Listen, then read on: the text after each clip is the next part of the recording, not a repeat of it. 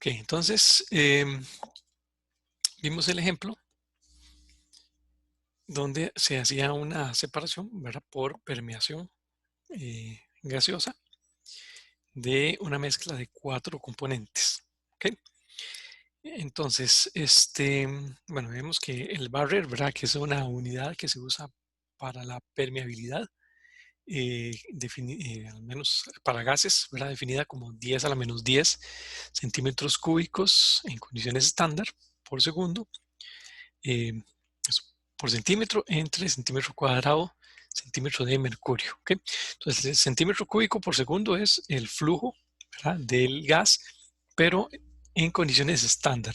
Entonces, muy importante, recuerden que eso no es un flujo volumétrico real, o sea, eso no es un flujo, no es el flujo volumétrico de la mezcla, sino el flujo que tendría si estuviese en condiciones estándar. Entonces, eh, por ejemplo, que en este caso se dice que la mezcla está a 25 grados Celsius y 2.07 megapascales. ¿Ok? Eh, entonces son 45 kilomol por hora. Esos 45 kilomol por hora yo los puedo convertir a condiciones estándar. ¿Ok? ¿Verdad? Con la conversión que vimos de 22,71 litros por mol. ¿Ok? O lo que es lo mismo, 22.710 centímetros cúbicos por mol. Entonces, ese es el volumen que ocuparía un mol de un gas si estuviese a 100 kilopascales y a 0 grados Celsius. ¿Ok? Entonces, en realidad es una equivalencia, ¿verdad? De cantidad de sustancia, ¿verdad? Equivalencia en volumen en condiciones estándar. Entonces, si bien otra opción es que yo puedo convertir los barriers y usar el equivalente en unidades del SI, ¿verdad? Lo dejo así porque también, o sea, se puede trabajar de esa forma. Cualquiera de los dos en realidad eh, da igual, ¿verdad? Podemos convertir de uno al otro.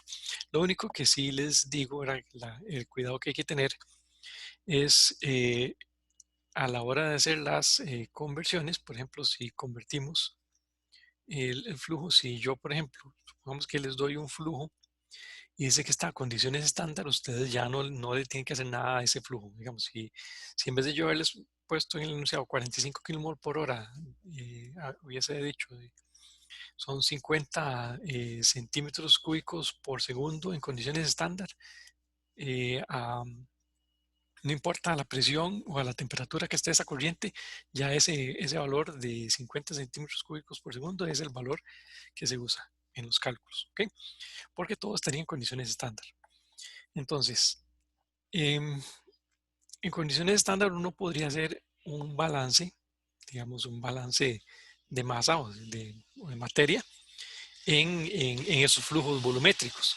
O sea, yo puedo decir, supongamos que aquí entran 50 centímetros cúbicos por segundo y va a salir aquí en el permeado 5 centímetros cúbicos por segundo y en el residuo 45 centímetros cúbicos por segundo en condiciones estándar.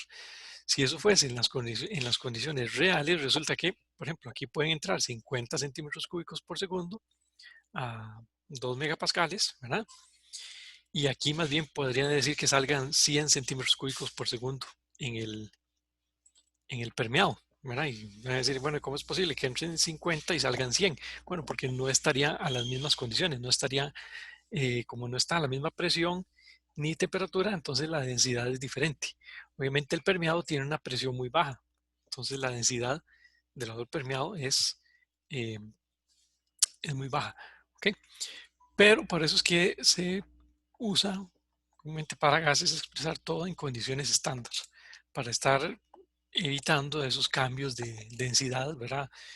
Y entonces mejor damos todo a una misma condición, por eso les digo, a una misma densidad, ¿ok?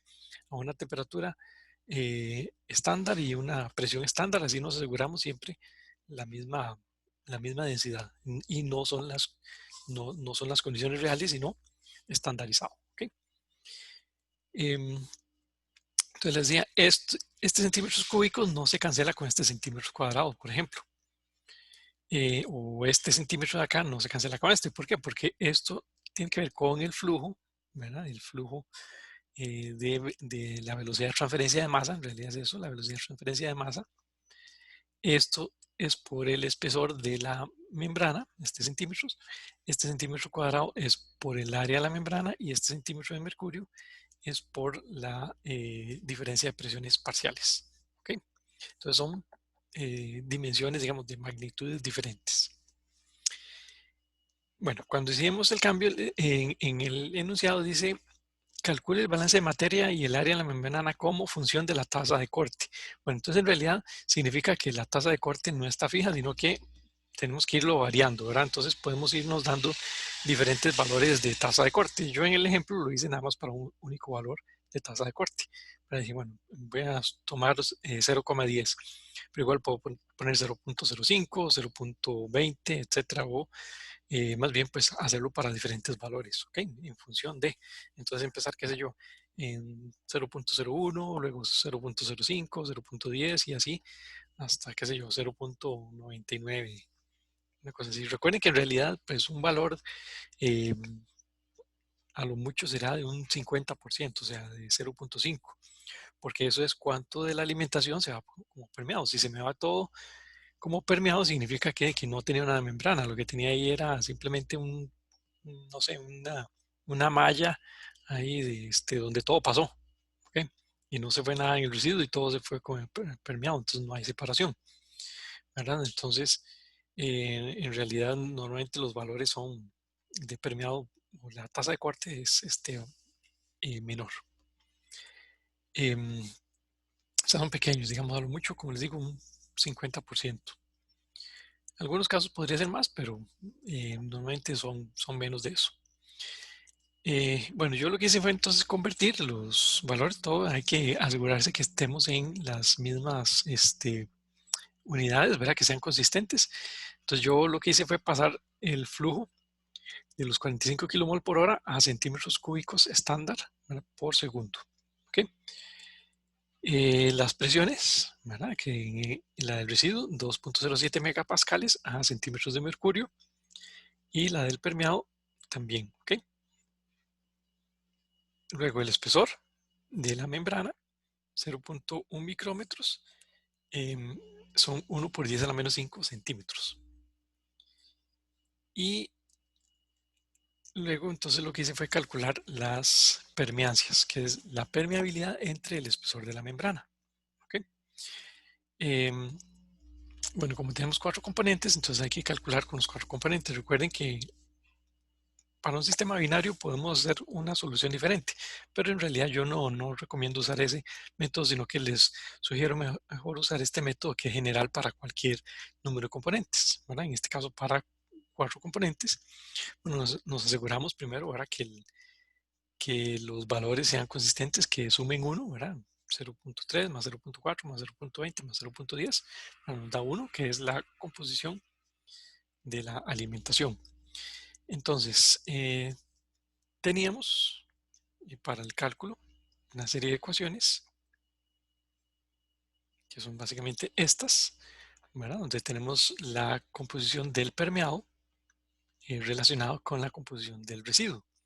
Más o menos se relaciona por una constante, por R, donde esa constante son los diferentes términos que vemos ahí, donde conocemos la presión del residuo, la permeancia, conocemos la tasa de corte porque nos la vamos a dar, en realidad no es que la conocemos, sino que nos damos un valor, ¿verdad? Un valor inicial, em, que bueno, lo dejamos fijo.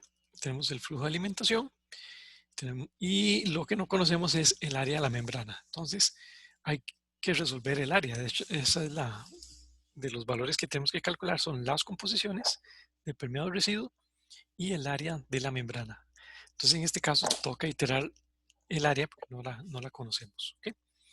Entonces, hacemos un primer tanteo. Yo dije, bueno, 1000 centímetros cúbicos y calculo el valor de M para cada uno de los 4 componentes. Y aquí hago el ejemplo para un componente, el primer componente. Entonces da 0,00492. ¿Okay? Y luego se calcula para los demás componentes. Simplemente cambiamos la permeancia en cada uno y tenemos esos diferentes valores de M. Ya con eso entonces podemos calcular lo que es la fracción del permeado con esta otra ecuación, ¿ok? Que me relaciona M, o que tengo M por la composición de la alimentación entre 1 menos la tasa de corte más M por la tasa de corte. Y con eso puedo calcular entonces la composición que tendría el permeado si ese fuese el área, ¿verdad? 0.0164. Y lo calculo para los demás componentes. Ahora, pero la sumatoria de las composiciones tiene que ser 1, ¿verdad? La sumatoria de las fracciones. Resulta que al verificar hago la suma y no me da 1, me da 0.0036, o sea, muy, muy pequeño. ¿Qué significa? Bueno, que el área que yo me supuse no me está resolviendo el sistema, así que tomo otro área, tomo un área de 1.000.000, ¿verdad? 10 a la 6, y repito los cálculos y me da 2.16. Entonces, en este caso me pasé. Entonces, tampoco. Entonces, nos vamos a digamos, un valor ahí intermedio, ¿verdad? De 5.000, no, más bien 500.000, 5 por 10 a la 5. Y al hacerlo ya nos vamos acercando más, ¿verdad? 1.34. Obviamente si uno lo hace a pie esto se vuelve muy tedioso, ¿verdad? Muy, muy lento. Yo podría decir, bueno, ahora pruebo con otro valor ahí intermedio o con esos 3 valores puedo tratar de interpolar para ver. Pero simplemente lo más sencillo es desde un inicio haberlo hecho una hoja de cálculo, ¿verdad? Yo aquí lo mostraba para que vieran el proceso a pie. Luego lo monté en una hoja de cálculo donde simplemente en una hoja de cálculo pongo pues los diferentes valores, ¿verdad? Que estos son constantes. Pongo el valor de la tasa de corte para el que voy a hacer el cálculo y el área es simplemente una celda que va a cambiar, que yo uso, en ese caso usé el solucionador eh, de, de Calc de LibreOffice, ¿verdad? Donde pongo un valor ahí, simplemente para que no esté en blanco, para que no se tome en cero, sino que un valor X ahí cualquiera. Con eso entonces ya puedo calcular los M sub I, ¿verdad? En función de ese valor. Luego los YPI y hago la sumatoria. Entonces inicialmente cuando pongo un valor, qué sé yo, de 1000, pues no me da, ¿verdad? Da un valor muy chiquitito. Pero entonces yo uso el solucionador y le digo al solucionador, o que es lo mismo, la búsqueda de valor efectivo, que haga que esta celda, o sea, que esta sumatoria sea 1 variando la celda del área. Entonces, en la hoja de cálculo, pues resuelve y encuentra que el área sería 343.863 centímetros cuadrados. Y con eso ya tenemos estos valores, ¿okay? Y ya con eso, entonces se puede calcular la composición del residuo, ¿verdad? Con la otra ecuación que teníamos ahí. ¿Okay? Ya una vez que convergió y tenemos resuelto para la composición del permeado, entonces calculamos la del residuo. Y bueno, aquí vemos algo interesante. Tenemos una mezcla donde tenemos 30% del componente 1, 40% del componente 2, 20 del 3 y 10 del 4. Pero en el permeado, el producto, vamos a tener ahora 44% del componente 1. Entonces, el componente 1 inicialmente estaba en 30% y ahora va a tener 44%. El componente 2 era el que inicialmente estaba en mayor proporción, 40%, pero ahora nos da 21.6%. Entonces ya menos. El componente 3 estaba en 20% y ahora más bien tiene 32%. Y el 4 tiene mucho menos. Esto es del lado del permeado. ¿Okay? Del lado del residuo, ¿qué pasa? Bueno, el componente 1 más bien en este caso disminuye. ¿Por qué? Bueno, porque es bastante más permeable, ¿verdad? Entonces eh, pasa más del lado del permeado y queda menos del lado del residuo, pero aún así queda una composición bastante cercana a la inicial. ¿Por qué? Bueno, porque recuerden que solamente está pasando el 10% de la alimentación. ¿Okay? O sea, el 90% de lo que entró todavía sigue del lado del residuo. Entonces, por eso estas composiciones no, eh, no difieren tanto con respecto al valor inicial. ¿Okay? El componente 2 obviamente se va a ir concentrando un poquito más. El componente 3 va a ir disminuyendo. Componente 4 ese se va concentrando un poquito más. Entonces, ¿a qué se debe la diferencia? Bueno, a la permeabilidad, ¿verdad? O a la permeancia. Entonces, si lo vemos, el componente más permeable es el componente 3, porque la permeabilidad era de 10, de 10 barriers. ¿Ok? Luego el componente 1, que tiene una permeabilidad de 9 barriers. Luego el componente 2 tenía una permeabilidad de 2.8 barriers. Y por último el componente 1 tiene una permeabilidad de 1 barrier nada más. Entonces, si sacamos, por ejemplo, la selectividad con respecto al componente 2, que es el que está en mayor cantidad acá, eh, resulta que la selectividad de la membrana es 3.21 para el componente 1. O sea, que el componente 1 es 3.21 veces más permeable que el componente 2. ¿Ok? Y por eso es que vemos que aquí se concentra más. Ahora, el componente 3 es todavía más permeable. En ese caso, la selectividad es de 3.57, pero que sea más permeable no significa que vamos a tener mayor cantidad en el producto. ¿Por qué? Porque depende también de la fuerza impulsora. Entonces, recuerden que la fuerza impulsora es la diferencia de presiones parciales. Entonces, en la alimentación, esto viene a un 20%. Entonces, la presión parcial ahí es apenas del 20% de la presión total, mientras que el componente 1 tiene una presión parcial más alta, porque entra a un 30%. ¿Ok? Entonces, la presión parcial es 30% de la presión total. Entonces, este tiene una presión más alta y como la diferencia de permeabilidad no es tan alta, pero la diferencia de presiones parciales sí, entonces obviamente el componente 1 en este caso se va a concentrar mucho más. El componente 4 más bien tendría una selectividad con respecto al componente 2 de 0.36, o sea que es todavía menos permeable. ¿Okay? Ahora, no significa que no vaya, que sea menos permeable y no significa que no vaya a pasar. Sí va a pasar, pero una cantidad muy, muy pequeña en comparación. Entonces, en realidad, de este casi no pasa. Entonces, este se va a ir concentrando más en el producto. Pero si vemos, como vimos, en este caso, el residuo, la variación es muy pequeñita. ¿Por qué? Porque usamos nada más un 10%. Si cambiamos la tasa de corte, ¿verdad? Y conforme vamos aumentando aquí los valores, pues entonces todos estos números van a ir cambiando igual el área que se requiere para cada uno de esos casos. Eso con el modelo de mezcla perfecta.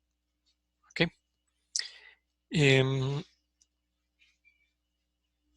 Ahora, en realidad, el modelo de mezcla perfecta recuerden que es bastante idealizado, ¿verdad? Es un caso que tal vez podría haberse aproximado al caso de una membrana en espiral. Yo les envié unas animaciones donde se veía cómo es que se construye y cómo funciona una membrana en espiral. Em, ahí ven que más o menos ese efecto que tiene de esa espiral le da bastante turbulencia y hace que se aproxime esto en cierta manera a la mezcla perfecta, pero obviamente la mezcla no es perfecta en ese caso. ¿Okay? Otras membranas, como las membranas tubulares, también les envié una animación, en ese caso era de pervaporación. La pervaporación es permeación y evaporación, ¿verdad? Como en uno solo. En realidad, en ese caso, la alimentación entra como un líquido y una vez que los componentes, bueno, pasan por la membrana, ahora se da la permeación al otro lado, entonces más bien se empieza a evaporar. Entonces, al irse evaporando, ¿verdad? También el mismo principio de Le Chatelier, al ir removiendo un componente, ¿verdad? Eso pues facilita que se dé la transferencia de masa, ¿verdad? Porque ahí se mantiene esa fuerza impulsora al estar removiendo un componente del otro lado.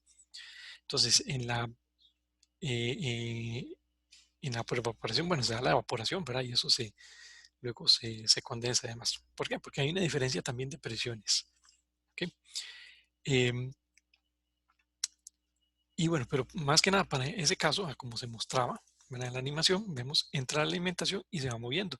Ahí no tenemos ese efecto de, digamos, de mezclado y entonces eso se comporta más de una forma más lineal y ahí aplicaría más el método de flujo cruzado. ¿Ok? Donde en el caso de flujo cruzado, lo que deberíamos es dividir nosotros la membrana, ¿verdad? Dividirla en diferentes segmentos y cada segmento sí se puede analizar por un modelo de mezcla perfecta, ¿verdad? Pero luego hacemos la suma de todos los valores, de todos los flujos de permeado de cada segmento para, por ejemplo, calcular el permeado total. Eso simplemente es lo mismo, sería como hacer los mismos cálculos que haríamos para este problema, nada más que lo repetimos para la cantidad de etapas que sean. Obviamente eso, hacerlo a pie se vuelve eh, lento y tedioso y es más fácil hacerlo en una hoja de cálculo. Que bueno, para eso ustedes ya en la tarea que les dejé ya van a practicar eso. ¿Ok? Em, bueno, en el caso, aquí tenemos las ecuaciones que se podrían programar, ¿verdad? En términos de las etapas, ¿verdad? Que serían incluyendo la letra J, hace referencia a las etapas, entonces desde J igual 0 hasta el número de etapas, ¿verdad? Cuando J es 0 significa que es en la alimentación y ahí en adelante la cantidad de etapas. Así que ustedes lo pueden hacer para 100, para 1000, para 10.000 etapas, la cantidad que sea. ¿Okay? A mayor etapas se aproxima mejor eh, al proceso real. Y bueno, y teníamos otros métodos. Sin embargo, pues no vamos a entrar en mucho detalle, que son el modelo a cocorriente y el modelo a contracorriente. Entonces, ¿qué es el modelo a cocorriente? Bueno, eso aplica igual en algunos tipos de membranas, donde tenemos que lo podemos ver como si fuese a flujo cruzado, pero con la diferencia que los permeados no todos salen y no todos se unen en uno solo, sino que el permeado que sale de una etapa pasa y es también alimentación en la otra etapa, pero del lado del permeado. Entonces acá hay que incluir en el balance este flujo de permeado y la composición que viene por aquí. Igual, eh,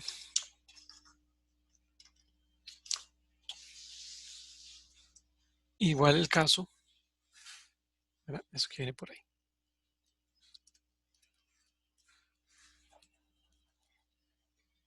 Y entonces, al incluirlo eso, va a afectar la fuerza impulsora. ¿Ok?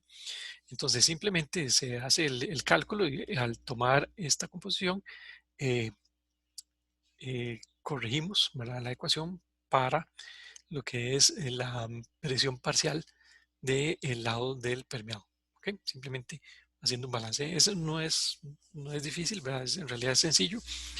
Y al final el cálculo se hace también, ¿verdad? Etapa por etapa, se resuelve una etapa y se puede calcular el siguiente, así sucesivamente hasta llegar al final. El problema más complejo sería para el caso a contracorriente. En el caso de contracorriente, tenemos que el flujo de alimentación va en un sentido, ¿verdad? Sale el permeado, el residuo por allá, pero el permeado no, el permeado va más bien en el sentido contrario y sale más o menos en el mismo punto donde entró la alimentación. Entonces acá tenemos que esta alimentación, ¿verdad? Va a permear y se va a encontrar, pero con el, el permeado que viene de la siguiente etapa. Aquí obviamente no puedo resolver la primera etapa definitivamente sin tener resuelta la segunda, pero no puedo resolver la segunda sin tener resuelta la primera. Entonces este método se vuelve más difícil porque es iterativo. O sea, hay que suponer valores iniciales en el permeado para hacer un primer cálculo y después volver a calcular todo, ¿verdad? O sea, hacerlo para la cantidad de etapas, hacer todo y luego volver a repetir, ¿verdad? Hasta que en algún momento converjan los valores. Entonces se vuelve obviamente mucho más tedioso. Para efectos del curso, nosotros nada más, yo solo les evalúo el método de mezcla perfecta y flujo cruzado. ¿Ok?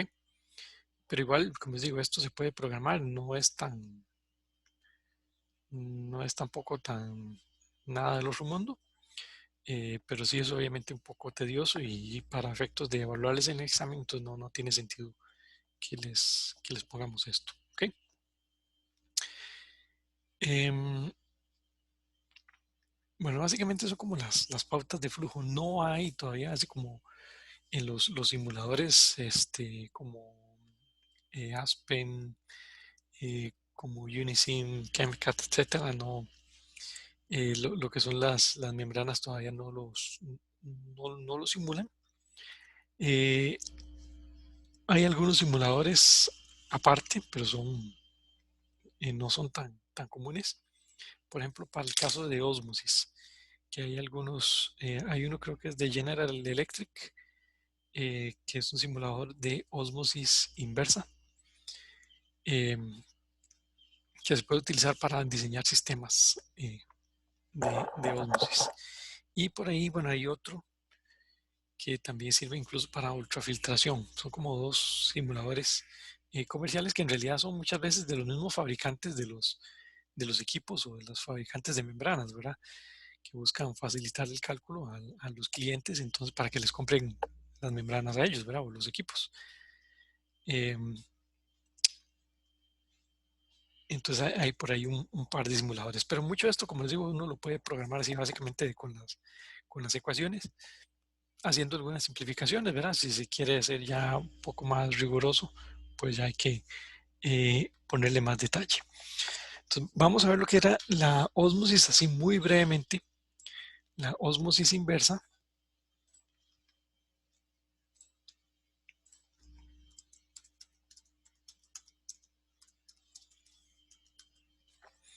Aquí muchas veces lo vamos a encontrar en inglés como RO, ¿verdad? Que es Reverse Osmosis, eh, o en español, ¿verdad? O I. A veces hay quienes llaman ósmosis reversa, ¿verdad? También.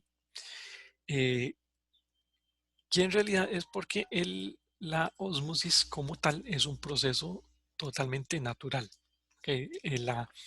La ósmosis es un proceso que ocurre cuando, por ejemplo, tenemos aquí, imaginen un recipiente y tenemos una separación, ¿verdad? Una membrana. Tenemos aquí una membrana semipermeable. Y entonces imaginemos que tenemos por acá una solución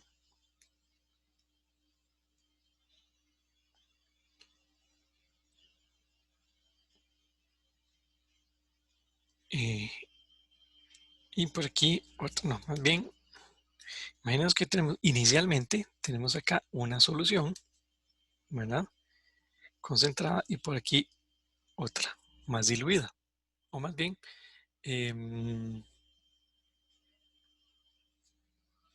vamos a ver, tendríamos más bien de este lado,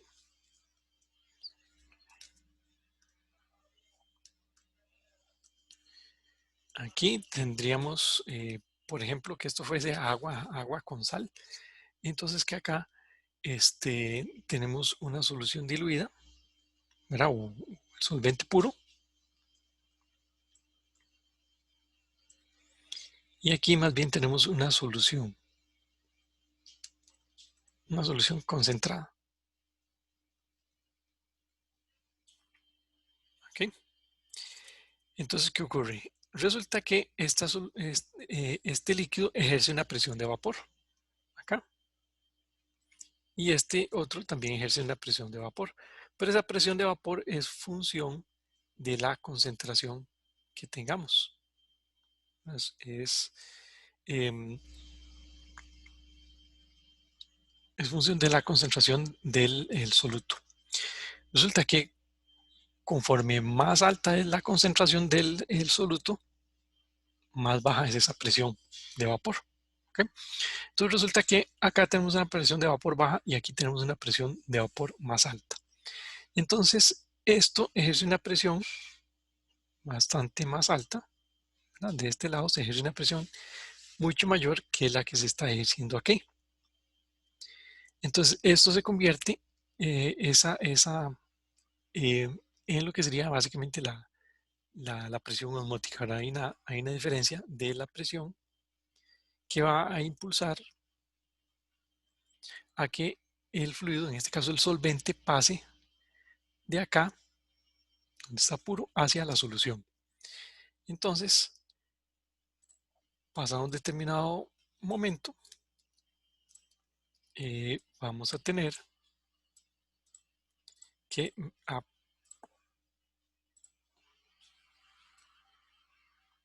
se ha pasado acá una pequeña cantidad.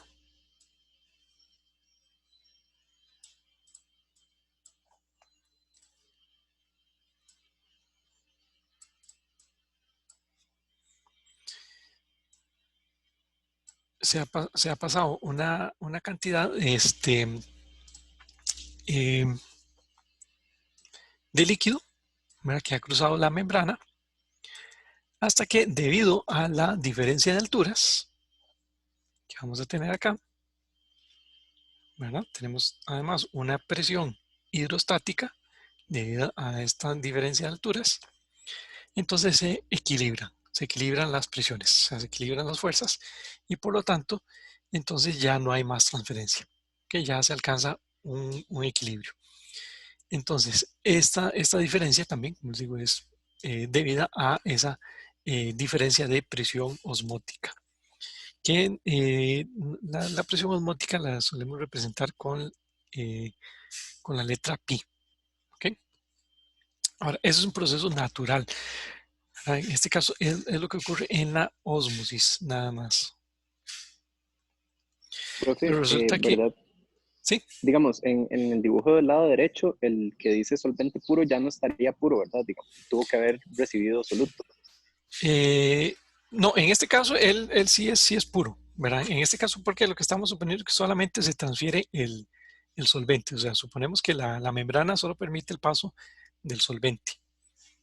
Ah, ok, ok. Entonces ahí Muchas sí es gracias. puro, sí. Nada más que la solución, digamos que está ahora un poco menos concentrada que antes, ¿verdad? O sea, ya no está tan concentrada, sino que lo que cambia es que la solución pasa más bien a quedar un poco más diluida, ¿verdad? Vamos a poner aquí que está menos concentrada, porque se pasó el solvente. Ahora, pero si lo ven, de hecho, esto es lo que ocurre de forma natural, ¿verdad? De forma espontánea. Ahora, no es algo que no sea práctico, no es algo que sea útil a nivel industrial, porque no me sirve yo tener algo que está puro para que más bien se me mezcle con algo que no está puro y quedar con menos del puro y más de la mezcla, ¿verdad? Que eso es lo que estaría pasando acá. O sea, aquí tengo ahora menos de la sustancia pura y aquí tengo más de la sustancia concentrada, digamos, de la mezcla. Entonces, eso no es no es, no nos es útil, ¿verdad? Al menos sería útil, como les mencioné, en el caso de, bueno, no sé si los mencioné, pero por ejemplo, para la deshidratación de frutas, por ejemplo, se puede usar la ósmosis como de un proceso previo al secado para reducir la cantidad de humedad dentro de la fruta, ¿verdad? Que es, la fruta tiene una determinada cantidad de agua, ¿verdad? No es agua pura, pero tiene una determinada cantidad. Así que si yo lo meto en una solución muy concentrada, ya sea de una sal o un azúcar, ¿verdad? Una solución que tenga una presión osmótica muy baja, entonces cuando yo meto la fruta ahí, entonces la presión osmótica dentro de la fruta va a ser más alta que la que está fuera de la solución. Entonces el agua va a migrar, ¿verdad? Y va a ir saliendo de la fruta, ¿ok? Hasta que llega a un punto donde se alcanza el equilibrio. Entonces uno puede usar eso como un secado previo, ¿ok? Para reducir el contenido de humedad y luego ya usar ahora sí el secador y entonces ahorrar energía, ¿ok? Ya que habría que evaporar menos agua. Em, pero es como casi que el único caso que se puede usar. Por ejemplo, para lo que es purificar agua, agua de mar, o agua no necesariamente de mar, sino en general, ¿verdad? Se puede usar la ósmosis. Eh, pero entonces yo lo que quiero más bien es tener agua pura, o sea, uno lo que busca es el efecto contrario. Entonces, ¿cómo se logra ese efecto contrario? Bueno, eh, el efecto contrario entonces implica que necesitamos invertir energía, energía para vencer la presión osmótica. Entonces, acá nosotros necesitamos más bien ejercer presión al sistema y le vamos a meter una presión sumamente alta para primero vencer esa osmosis. En el momento en que se alcanza el equilibrio, digamos aquí las presiones o los niveles se equilibran, ¿ok? Pero entonces si yo le meto más presión de este lado, fuerzo a que se dé la transferencia al otro sentido. Entonces del solvente, o sea, va a pasar el solvente desde el lado donde está concentrado hacia el lado donde está el solvente puro, donde está más diluido. Y entonces así es como yo logro más bien entonces generar desde una solución concentrada tener un solvente puro. Entonces eso es la ósmosis inversa, ¿verdad? Y se le llama precisamente inversa porque va en el sentido contrario. Entonces, para la ósmosis inversa, la fuerza impulsora es la diferencia de presión total menos la diferencia de presión osmótica.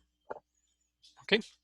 O sea, hay una diferencia de presión osmótica, ¿verdad? Entre los dos lados. O sea, tenemos, por ejemplo, la presión osmótica del lado del solvente puro y tenemos la presión osmótica del lado de la solución. ¿Ok? Y entonces esa diferencia de presión osmótica es la que llega a un punto donde se equilibra. Pero entonces nosotros debemos vencer esa diferencia de presiones osmóticas. ¿Cómo? Aumentando la presión, ¿verdad? Vamos a tener una presión acá del lado del, bueno, en este caso sería más bien el lado de la alimentación, o llamemos del lado del residuo. Y aquí lo que queremos es que este sea más bien el permeado. Entonces aquí hay una presión del lado del permeado. Entonces, esa diferencia de presión total, que sería la presión, llamemos del lado del residuo o de la alimentación, menos la presión del lado del permeado. Entonces, esta diferencia tiene que ser bastante más alta que la diferencia de presiones osmóticas. Si no, entonces no logramos vencer la diferencia de presiones osmóticas. Tiene que ser superior.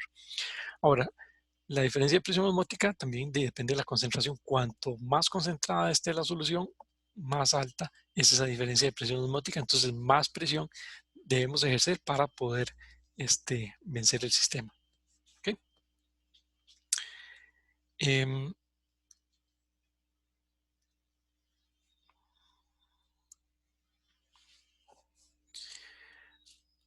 Ahora, entonces, para el cálculo, realmente normalmente uno esperaría que pase solamente el solvente. Sin embargo, siempre va a pasar una pequeña cantidad del soluto. Recuerden que acá lo que estamos pasando es más bien desde la solución. O sea, hay un paso desde la solución concentrada hacia la solución diluida.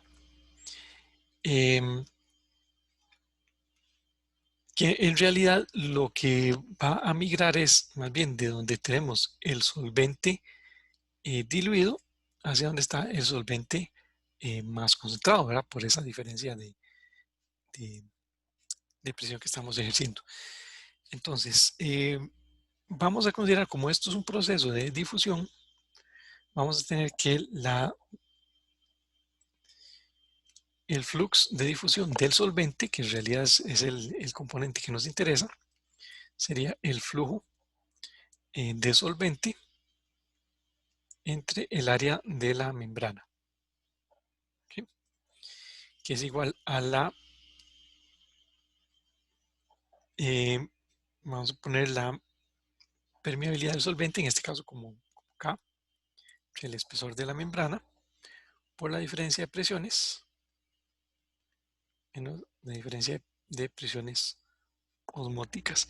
Y esto suele medirse en unidades, como esto se usa, por ejemplo, para lo que es la purificación de agua. Las unidades suelen ser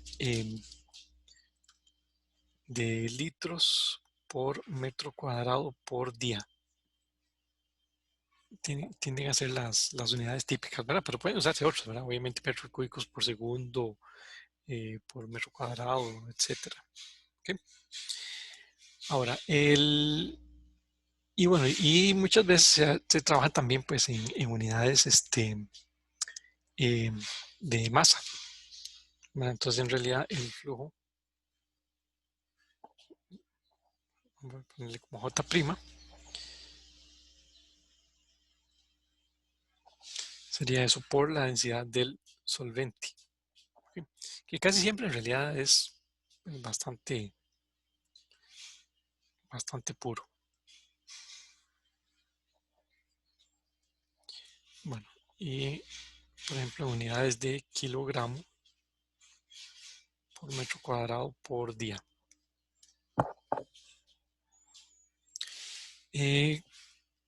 Como hay una pequeña cantidad de las sales o del soluto disuelto, normalmente es sal que pasa, ¿verdad? Porque las membranas pues algo dejarán pasar.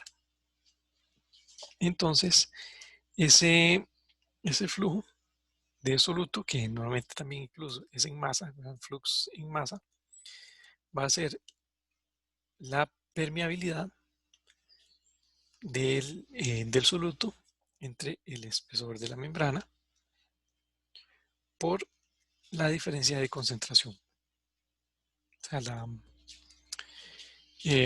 la fuerza impulsora para el caso del soluto ahí sí es la diferencia de concentración o diferencia de fracción molar. Entonces esto, por ejemplo, en unidades de kilogramos, bueno, incluso como son pequeños, entonces incluso en gramos por metro cuadrado por día. ¿Okay? Ahora, la permeabilidad, perdón, eh, la presión osmótica está relacionada, o se puede relacionar a partir de mediciones en la presión de vapor, que sería la presión osmótica por el volumen molar parcial del solvente igual a R por T por el logaritmo natural de la presión de vapor del solvente entre la presión de vapor de la solución. Recuerden que en la solución la presión parcial es más baja. ¿Okay? Es una forma en la que se puede establecer, eso se puede medir. Para sistemas, digamos, concentraciones bajas, relativamente diluidos, tenemos que la presión osmótica se puede relacionar como una función lineal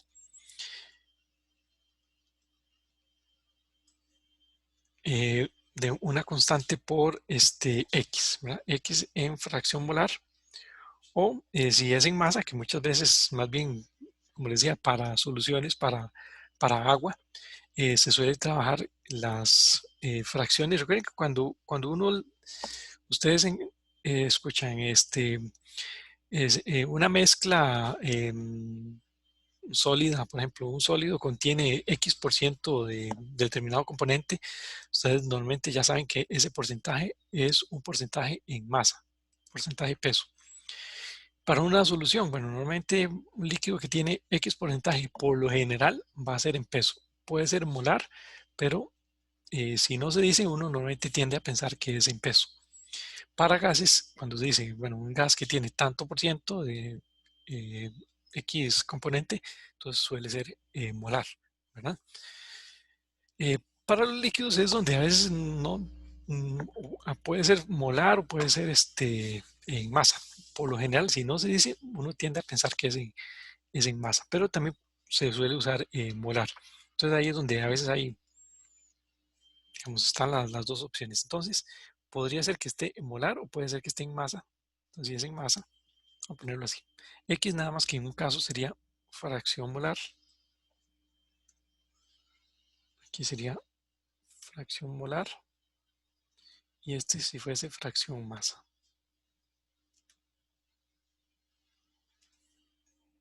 ¿Okay? Entonces ahí nada más va a depender las unidades que tenga el valor de A.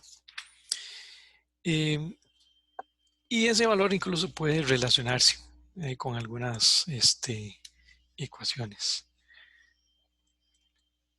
Vean que esto va siendo más o menos parecido a la ley de Henry, ¿verdad? Que es la presión igual a una constante por la composición, por la fracción molar o fracción masa. Bueno, ahora en un proceso de membranas de ósmosis, ahí vamos a tener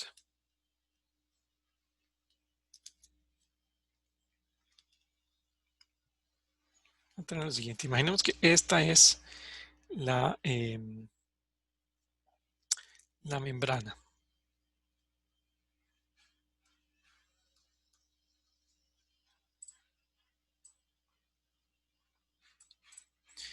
Entonces, si nosotros tenemos en nuestro proceso, si tenemos que está pasando, digamos, de la alimentación,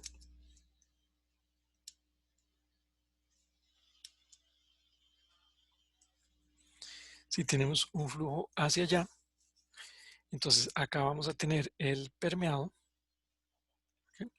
Vamos a tener una composición del permeado, y aquí tenemos la composición del lado de la alimentación.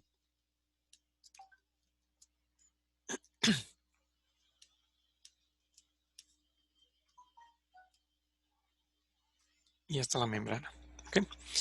Ahora, pero resulta que ocurre algo en especial en los sistemas de ósmosis, y es que lo que se da es que hay obviamente una concentración acá del soluto, una concentración de las sales. ¿Por qué? Bueno, porque tenemos una alimentación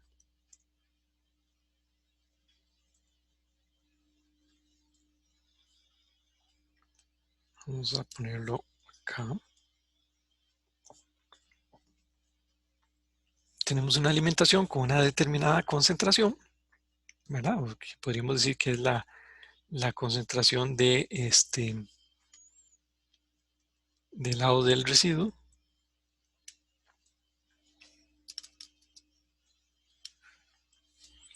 Acá vamos a tener la concentración, al menos de la sal, ¿verdad? Esto se refiere a la concentración de la sal. Vamos a poner de A en el residuo. Aquí la fracción de A en el permeado va a ser más baja. Pero resulta que acá, en la pared, se va aumentando. Tenemos este gradiente. ¿Por qué? Bueno, porque está pasando el solvente. Entonces, al ir pasando el solvente, se nos va concentrando más del lado del permeado porque estamos perdiendo solvente. Un momento.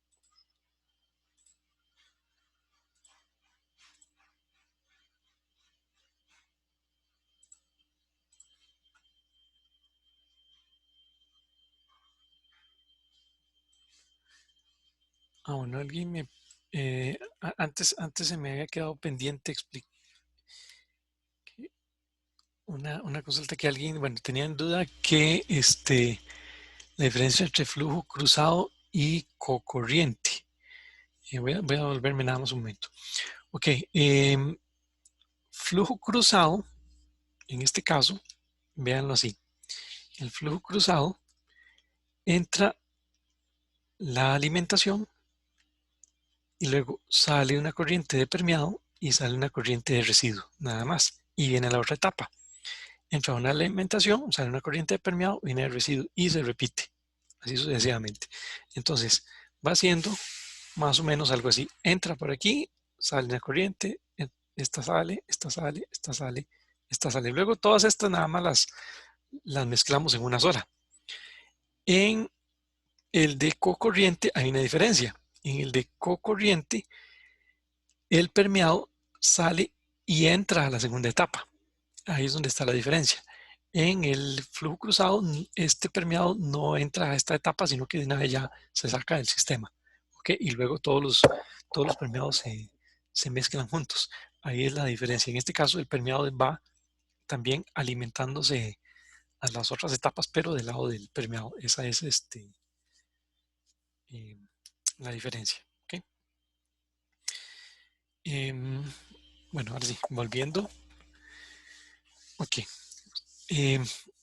Volviendo, les decía que vamos a tener que en el caso de la ósmosis, acá en la pared, digamos, cercano a la membrana, tenemos entonces una concentración más alta de la sal. Entonces, ¿eso qué pasa? Que no es lo mismo la presión osmótica que yo tengo acá en el seno de la alimentación, digamos, en el fluido que tenemos una concentración alta, sí, pero aquí tenemos una concentración aún más alta. Entonces, esta concentración hace que todavía la presión osmótica justo en la pared de la membrana sea todavía más grande.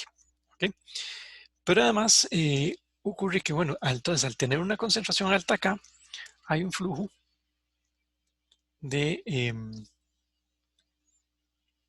debido a a esa diferencia de concentración, vamos a tener la difusión del soluto, ¿verdad? La difusión del soluto para allá, ¿ok? Mientras que por otro lado tenemos lo que es el flujo convectivo, ¿verdad? Debido a la diferencia de presión. Entonces tenemos ahí dos fuerzas ahí contrarias, ¿verdad? Uno que es el flujo eh, de la mezcla como tal, o sea, de la masa completa debido a las diferencias de presiones que lo están impulsando, pero por otro lado tenemos el flujo y entonces hay un flujo obviamente del soluto que se está moviendo por allá, pero hay un flujo del soluto debido a la difusión, debido a la diferencia de concentraciones. ¿Okay? Y entonces se presenta lo que se llama un fenómeno que se conoce como polarización de la concentración, ¿okay? Debido a esas diferencias de flujo.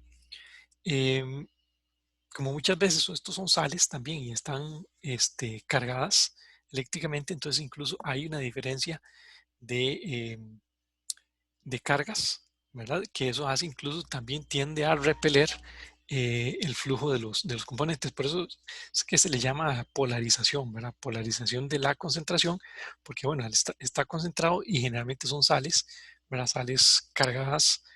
eh, y entonces genera esa diferencia que también esa acumulación de cargas eh, repele, por ejemplo, al solvente, o sea, repele a la misma agua a acercarse a la pared. ¿Okay? Em,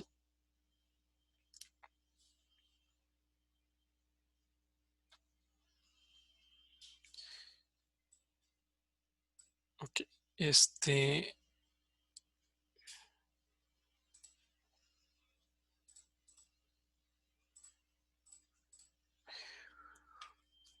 ok, entonces cuando hacemos el cálculo, eh, vamos a tener lo siguiente. Nosotros podemos definir la presión osmótica en función de la composición de la sal.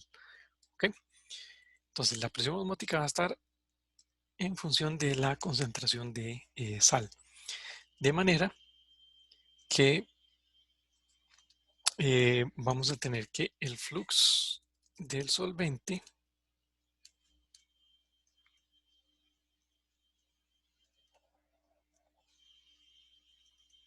es el flujo de permeado, ¿verdad? Que normalmente este flujo es en masa, entonces pongamos F', ¿verdad? Que es en masa, por la fracción, en este caso fracción masa del permeado, 1 menos XP entre el área de la membrana por la densidad del solvente, que esto es la permeancia que es la permeabilidad del solvente entre el espesor de la membrana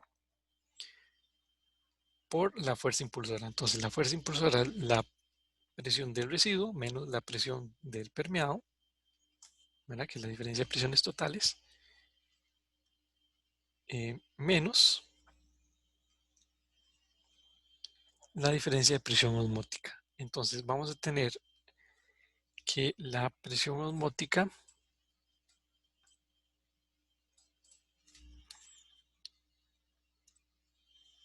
la diferencia de presiones osmóticas sería la presión osmótica en función de la composición del lado de la pared, ¿verdad? Que es la presión osmótica del residuo, que está en función de la concentración de la pared de la membrana, ¿verdad? No de la concentración de la solución, menos la presión osmótica evaluada a la concentración del permeado, que ahí sí, normalmente en el permeado pues podemos suponer que la concentración sí es bastante más baja y entonces es bastante más uniforme. ¿Ok? Ahora, pero ¿cómo relacionamos la composición del permeado de la pared? Bueno, ya lo vamos a ver. Entonces, esto lo podemos simplificar, que sería la permeabilidad del solvente, el espesor,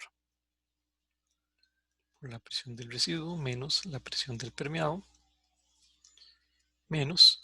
Resulta que esta presión, si el sistema está diluido y podemos considerar que la relación es lineal, ¿verdad? En términos de A, entonces sacamos A factor común y tenemos que esto sería A por la fracción masa de la sal en la pared menos la fracción masa en el permeado.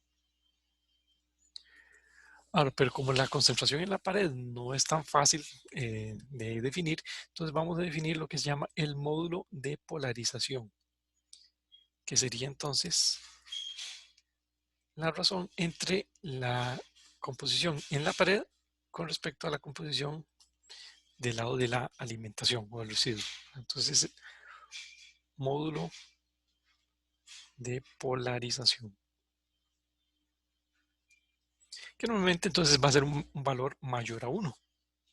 ¿Verdad? M suele ser mayor, bueno, pongamos mayor o igual a 1. 1 es cuando no existe polarización, o que sería el caso de que o está bastante diluida la mezcla, pero además hay una suficiente agitación. Podemos suponer que está muy bien agitada o muy bien mezclada la solución y entonces se mantiene una concentración uniforme. ¿Okay? Pero por lo general, pues eso no es no es lo que ocurre, así que el valor sería mayor a 1. Entonces, de esa forma vamos a tener que entonces para el solvente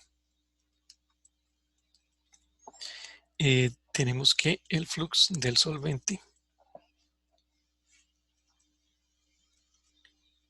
P por 1 menos la composición del permeado entre la densidad del solvente, el área de la membrana, y esto sería acá el solvente entre el espesor por la presión del residuo menos la presión del permeado menos A' por M por XR menos XP. ¿Okay? Y entonces eso nos daría el flujo del solvente. Ahora también muchas veces nos interesa cuánto es lo que pasa del soluto, porque una pequeña cantidad de soluto va a pasar. Entonces el flux del soluto sería el flujo de permeado por la fracción correspondiente al soluto entre el área de la membrana. Y esto es igual a la permeabilidad del soluto,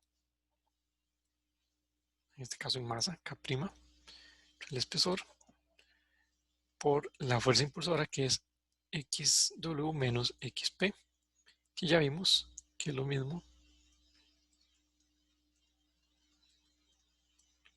que M por XR menos XP. ¿Okay? Ahora, estas ecuaciones pueden combinarse, ¿verdad? Y bueno, vamos a definir entonces la selectividad de la membrana alfa, que sería la permeabilidad del solvente con respecto a la permeabilidad del soluto, que puede tener no necesariamente esa dimensional, esa es porque las permeabilidades no necesariamente se dan en unidades que son consistentes. Ay, muchachos, no me había dado cuenta que me pasé un poquito de la hora, pero déjenme entonces nada más terminar acá. Tenemos que la composición del residuo, o sea, una vez que se combinan las ecuaciones y se despeja, se puede despejar lo que es la concentración del residuo como la composición del permeado, XP alfa prima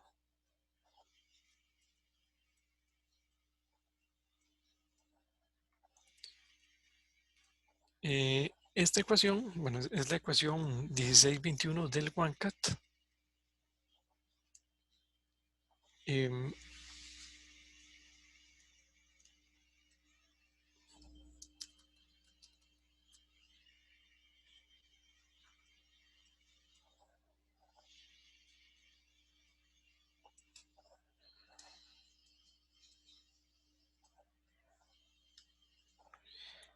Como les digo, lo que hay que tener cuidado son las unidades.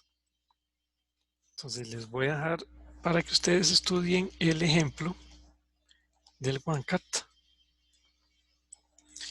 El ejemplo 16.4, que hagan una revisión.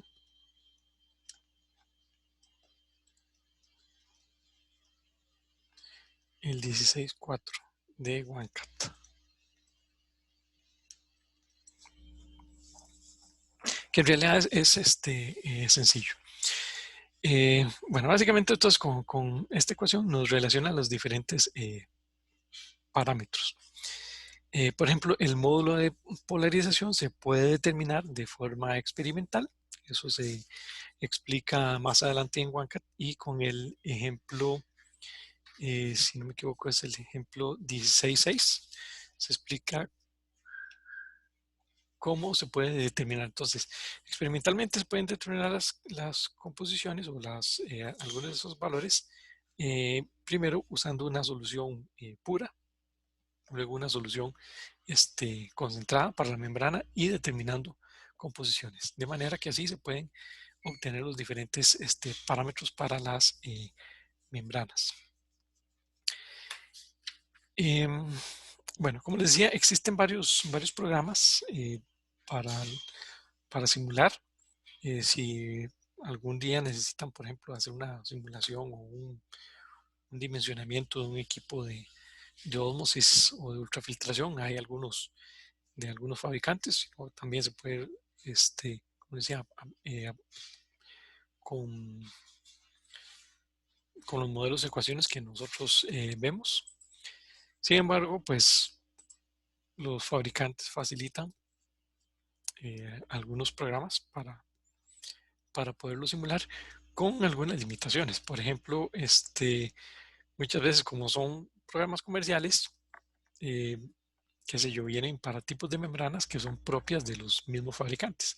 Entonces no son, uno no puede, qué sé yo, simular para el tipo de membrana que uno desee, las características ahí particulares de una membrana ahí en particular. ¿Por qué? Bueno, porque simplemente al fabricante del software le interesa que le compren sus membranas. Entonces, obviamente, solo viene para para el tipo de membranas que ellos suministran. Entonces, esta es como la diferencia. Y los otros simuladores, como Aspen y demás, todavía no incluyen cálculos de este tipo.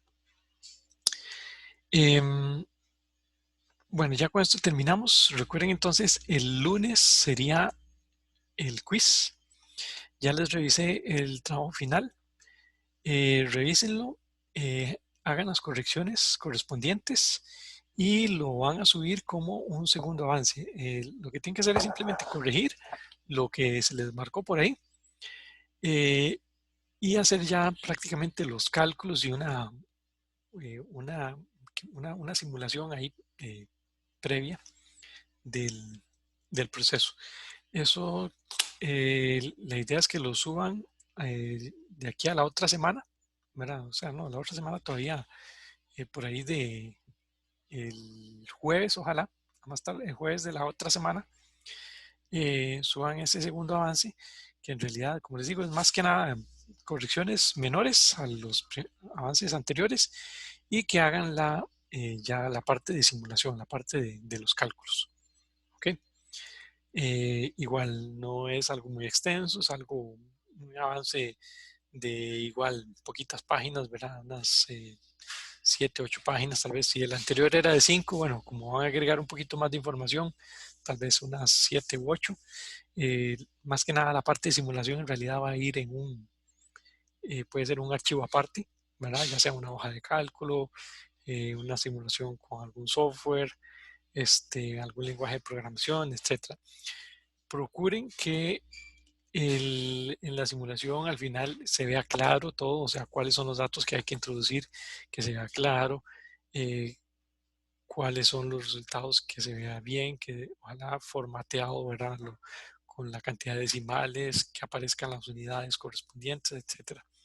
Eso que sea algo sencillo. Entonces, eh, a más tardar, como les digo, al jueves, ojalá si lo pueden enviar antes, mejor así, los que, como lo vayan teniendo, lo vayan enviando, yo se los voy revisando. Cuando lo suben, eso sí, me avisan, ¿verdad? Que ya lo subieron para yo irlos revisando.